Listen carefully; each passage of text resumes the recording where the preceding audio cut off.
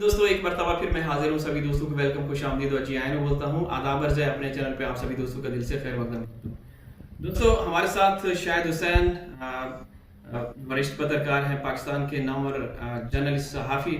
सीमा Haider case के हवाले से इनकी पहचान पूरी दुनिया में है और सीमा हैदर केस के हवाले से गुलाम हैदर भाई को अंसार बनी साहब के पास लेके गए थे और इसके बाद क्या हुआ आप लोग जानते हैं। मोमिन मलिक साहब हिंदुस्तान में हैदर भाई के वकील तैनात हुए और आए रोज आप लोग देखते हैं कि तहक़ीक़ात इंकशाफात कर रहे हैं, चौंका देने वाले खुलासे हिंदुस्तान की तरफ से आ रहे हैं। तो शाहिद हुसैन साहब का इस मामले में बड़ा हाथ है। तो अस्सलाम वालेकुम शाहिद साहब, कैसे हैं? वालेकुम सलाम तनवीर भाई, आपका शुक्रिया। वैसे आप तस्वीर लेके आए जी, बड़ा ये बताता चलूं मैं शाहिद हुसैन साहब के घर में मौजूद हूँ।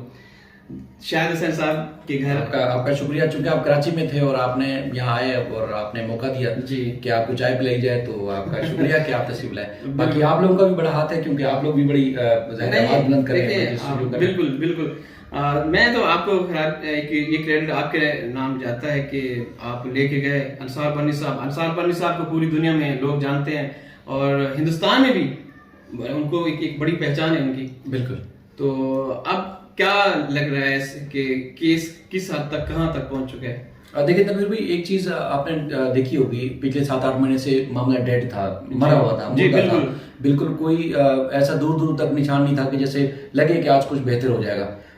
चीज तो आपको पता है कि इंडियन कानून है और उन्होंने जो कुछ करना था वो नहीं किया था।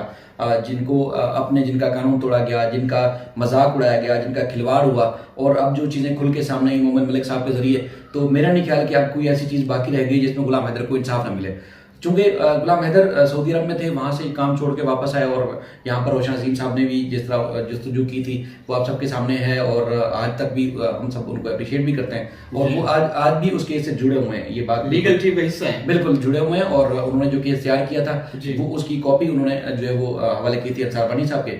तो उनकी मीटिंग भी हुई, आप सबने वीडियोस भी देखी। तो उसके बाद अब जो आपको मालूम है कि इंटरनेशनल मामला है और इतना बड़ा मामला है कि वहाँ ऐसी शख्सियत की जरूरत थी जिनका पहले इंटरनेशनल मामला में, ह्यूमन राइट्स के मामले में, इंसानी हकूक के मामले में जिसका बड़ा नाम हो। तो अंसार बनी साहब को हम दरखास्त लेके गए, अर्जी लेके गए, रिक्वेस्ट की, तो उन्होंने सारे केस का जायजा लिया और केस का जायजा लेने के बाद उन्होंने जिस तरह की मदद की वो आज तक काबिल सताइश है। इस वीडियो के तवज्जो से अगर हम अपने जितने भी देखने वाले हैं उनको बताया कि जो फॉरेन ऑफिस को गुलाम हैदर या रोशन अजीम साहब की तरफ से खत लिखे गए थे, जवाब नहीं मिला था।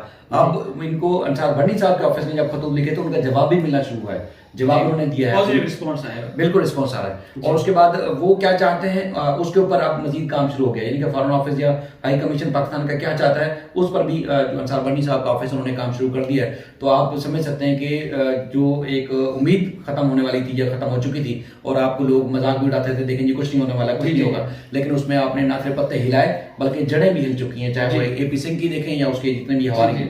ठीक है, तो एक ट्रक की बत्ती के पीछे लगाया हुआ था, लेकिन चूंकि अब वहां कोई ऐसा आदमी नहीं था जो आपको पॉजिटिव और वो चीजें सामने रखे जो दुनिया देखना भी चाहती थी, जानना भी चाहती थी और लोगों का हक भी था कि उसकी मालूमात हो।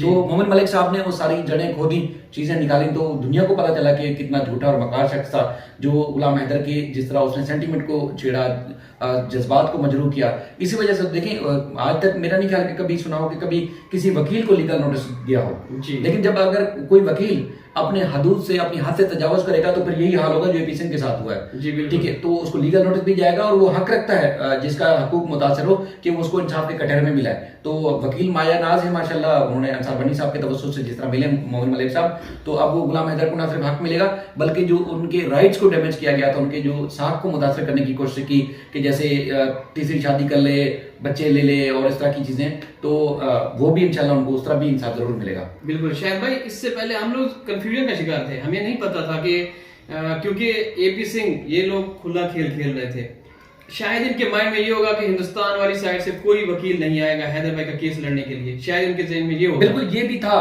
दूसरा ये था कि जो लोग दावा कर रहे थे, जाहिर लोग मेहनत तो करते हैं, लेकिन जो इससे पहले दावा करते रहे जी हम तो गुलाम हैदर के साथ खड़े हैं, हम PIL फाइल करेंगे, हम ये करेंगे, यानी कि बहुत सारे लोग तो अपना CV और अपनी जो प्रोफाइल थी वो गले में लटका के घूम रहे थे। आपको याद होगा गुलाम हैदर हमें पावर फटानी दे दे, गुलाम हैदर हमें वकालतनामा भेजिए, हम यूं इंसाफ दिलवाएंगे, तो ऐसा ऐसा करके सब एक्सपोज हुए।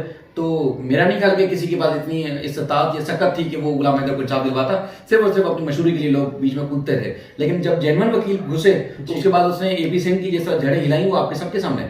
एपी सिंह तो पहले वो चीजें करता था जो बोलता था, मीडिया और सोशल मीडिया वाले वही चलाते थे। लेकिन जब अब दूसरी तरफ से चीजें खुल के सामने आई, अब आप खुद हेमंत पराशर साहब जो है वो तक बोल रहे हैं, वो गुलाम हैदर की जबान नहीं बोल रहे, जो फैक्ट्स हैं वो फैक्ट्स बोल रहे हैं, दुनिया को बता रहे हैं कि असल केस के हकायक और फैक्ट्स हैं क्या।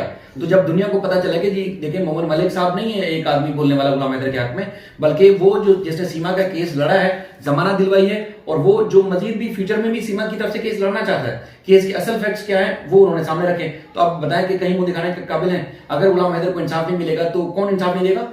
इंडियन अदालतें और इंडिया का कानून इंसाफ नहीं देगा अगर वो डिटाई होगी, अगर इंसाफ ना मिला तो। लेकिन केस क्लियर कट है, गुलाम हैदर के बच्चे उनको ना सिर्फ मिलने चाहिए बल्कि बहुत जल्दी इस पर प्रोसीजर मजीद आपको नजर आएगा। बिल्कुल, हमें उम्मीद है हिंदुस्तान की जो मुअज़्ज़ज़ अदलिया है कि वो बिल्कुल आज़ाद होंगी।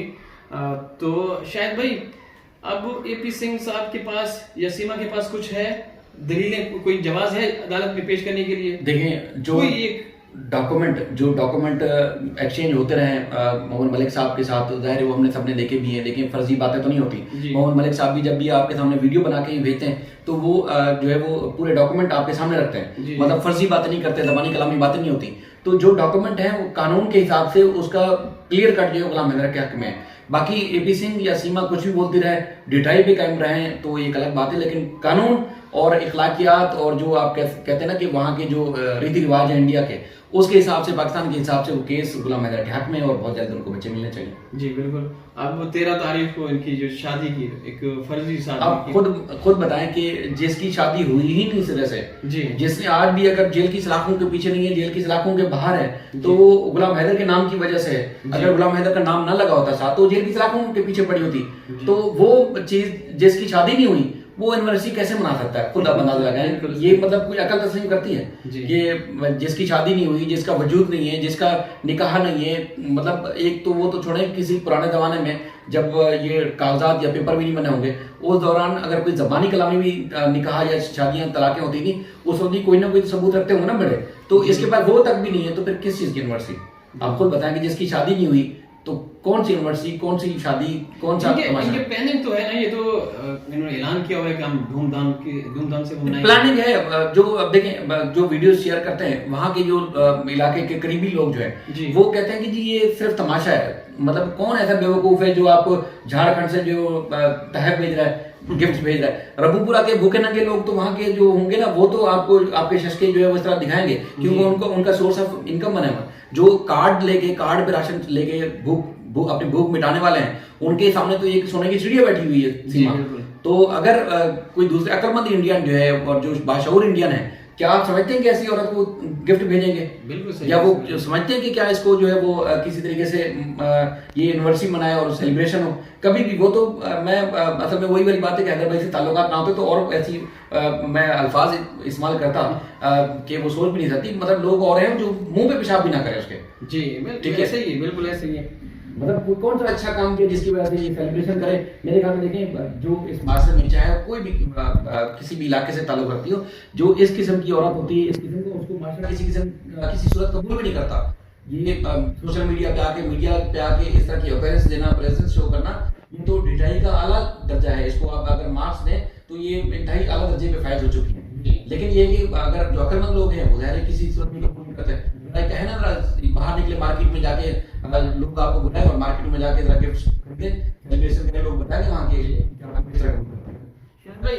मोहम्मद साहब ने हिंदुस्तान का कानून बनाया कि सोशल मीडिया का इस्तेमाल करना कोई इलीगल तरीके से जो हिंदुस्तान में है, ये तो वो खातून है कि इसकी चर्चे पूरी दुनिया में है, अश्लीलता फैलाने में, वाहियाती उरियानी ये वो, और 4 बच्चों को ढाल बना के अभी तक वो कर रही है।